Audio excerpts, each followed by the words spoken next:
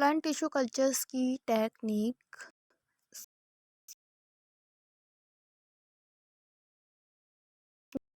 में हम किसी प्लांट बॉडी को लेते हैं जिसमें हमें root hairs, root apex, lateral bud, flowers, leaf, shoot apex, ये सब प्लांट्स के पार्ट दिखाई देते हैं।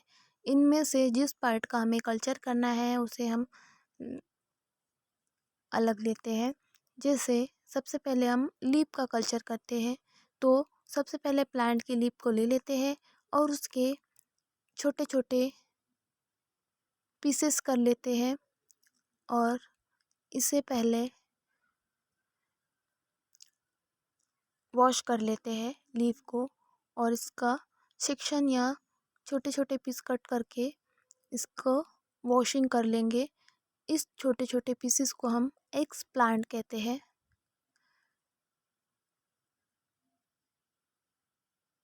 इन एक्स प्लांट को हम न्यूट्रिएंट मीडिया में ग्रोथ कराते हैं, तो इनमें प्लांटलेट का फॉर्मेशन होने लगता है, जिससे प्लांट रीजनरेशंस होता है और न्यू प्लांट बॉडी रीजनरेट हो जाती है। इसी तरह से इसके लेटरल बर्ड या प्लांट सेल्स को आइसोलेट करके इसे न्यूट्रिएंट मीडिया प्रोवाइड करके इसका सस्पेंशंस कल्चर किया जाता है, जिससे कि plant cells metabolic productions provide होता है और इसमें से न्यू प्लांट जनरेशंस या रीजनरेशन स्टार्ट हो जाता है। इस प्रकार से प्लांट टिश्यू कल्चर्स की टेक्निक में हम प्लांट के किसी पार्ट को लेकर उसको एक्सप्लेंट तैयार करके उसे न्यूट्रिएंट मीडिया प्रोवाइड करके कराए जाते हैं, जिसमें हम इसकी ग्रोथ कराए जाते हैं, जिससे प्लांट के पार्ट से प्लांटलेट का फॉर्मेशन होने लगता है और न्यू प्लांट रीजनरेशन होता है।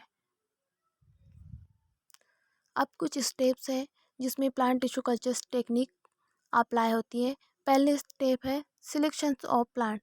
हमें सिलेक्शन ऑफ प्लांट्स में उस प्लांट को सिलेक्ट करना है जिसका हमें कल्चर करना है।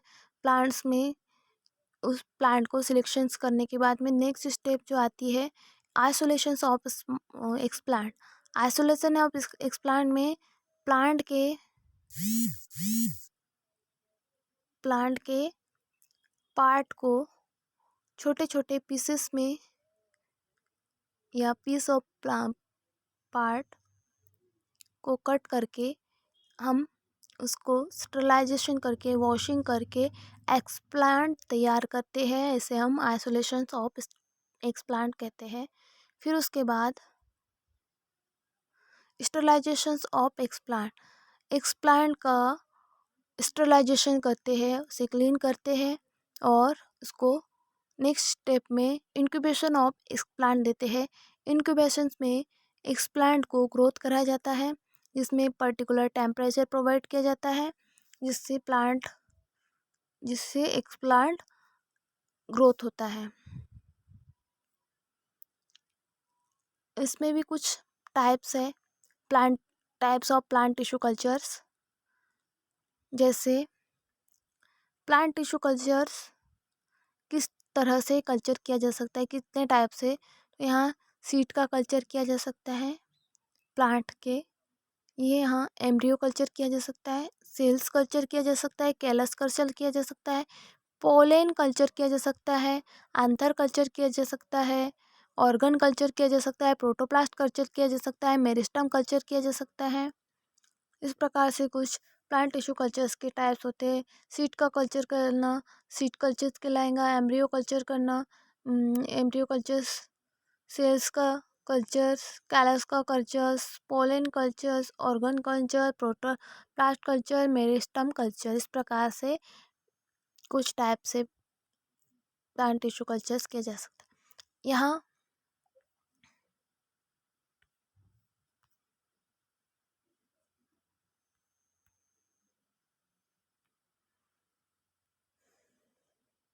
सबसे पहले यहाँ एक प्लांट लिए। इस प्लांट के जिस पार्ट को हमें कल्चर करना है उसे आइसोलेट कर लेते हैं और उसको छोटे छोटे पीस में तैयार करके उसका एक्सप्लांट तैयार करते हैं।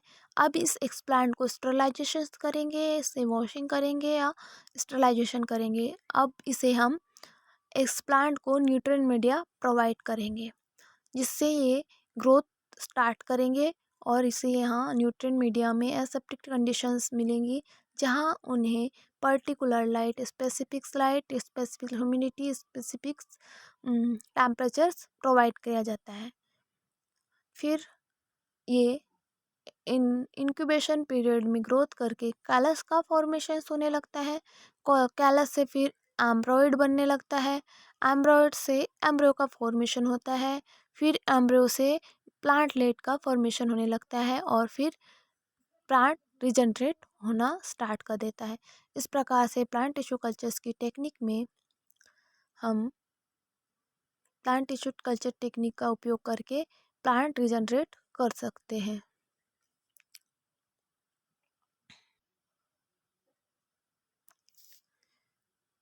इस डायग्राम में plant tissue culture growing single cells from a plant.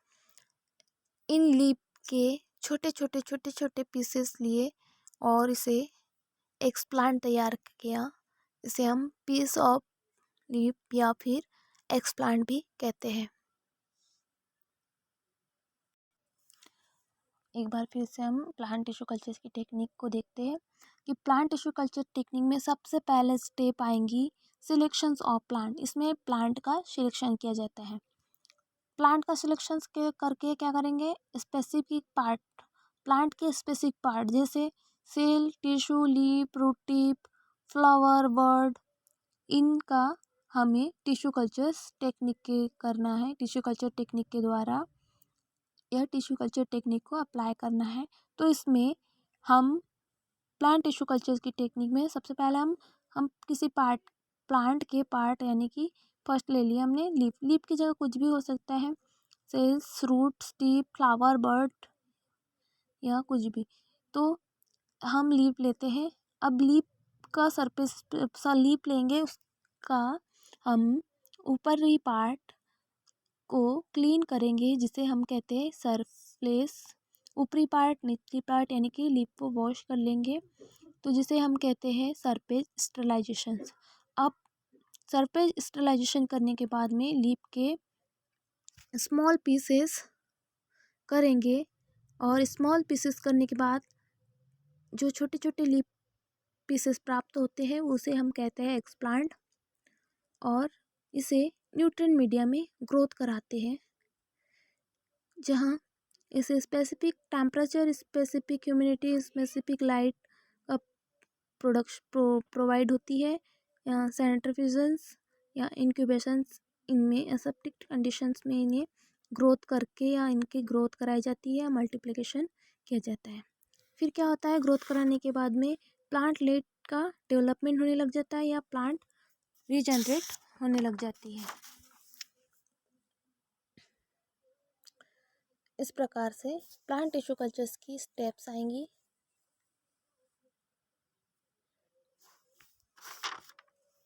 Plant tissue cultures के द्वारा प्राइमरी मेटाबॉलिज्म का प्रोडक्शंस, सेकेंडरी मेटाबॉलिज्म का प्रोडक्शंस। प्राइमरी मेटाबॉलिज्म मतलब कार्बोहाइड्रेट, प्रोटीन, लिपिड्स का प्रोडक्शन और सेकेंडरी मेटाबॉलिज्म जो अल्कोलाइड्स, ग्लाइकोसाइड्स, टैनिन, रेजिन्स ये कहलाते हैं। प्राइमरी मेटाबॉलिज्म या प्राइमरी मेटाबॉलिज्म से सिंथेसिस के द्वारा यानी कि प्राइमरी मेटाबॉलिज्म की सिंथेसिस से सेकेंडरी मेटाबॉलिज्म प्राप्त होते हैं। सेकेंडरी मेटाबॉलिज्म को एज अ ड्रग्स भी यूज़ किया जा सकता है। इस प्रकार से पहले प्लांट सेलेक्ट करके स्पेसिफिक पार्ट को लेकर उसका सरफेस स्टरलाइजेशन करके और सरफेस स्टरलाइजेशन के बाद स्मॉल पीस ये एक्सप्लांट तैयार करके न्यूट्रिएंट मीडिया प्रोवाइड करके ग्रोथ या मल्टीप्लिकेशन किया जाता है और प्लांटलेट का डेवलपमेंट होता है जिससे प्लांट रीजनरेट होता है। इस प्रकार से प्लांट टिश्यू कल्चर की टेक्निक है।